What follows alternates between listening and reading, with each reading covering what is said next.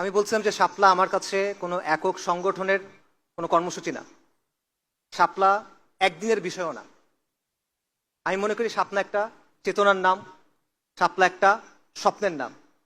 শাপলা হলো নবী সাল্লাল্লাহু আলাইহি ওয়াসাল্লামের ভালোবাসায়, তার শান এবং মর্যাদার জন্য নিজের জান কুরবান করার জুনুন। এটা হলো শাপলা। শাপলা হলো আল্লাহর জমিনে আল্লাহর দিন কায়েম করার তামান্না। শাপলা হলো তাওহীদের ভিত্তিতে সমাজ এবং সভ্যতা নির্মাণের সংকল্প।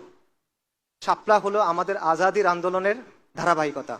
এবং এই চেতনা নতুন না, আমি আপনাদের নতুন কোনো কিছুর কথা বলতেছি না। এই চেতনা এই মুসলিম বঙ্গে বারবার ফিরে ফিরে আসছে। এক একবার এক এক চেহারায়, এক একবার এক এক রূপে এটা আত্মপ্রকাশ করছে। কখনো শাহ ওলিউল্লাহ মুহাদ্দিস দেহলভী তাজদীদে, কখনো তরিকায় মুহাম্মাদিয়া জিহাদে, কখনো তিতুমিরের বাঁশের কেল্লায়, কখনো হাজী শরীয়তুল্লাহ সামাজিক আন্দোলনে। বারবার এই চেতনা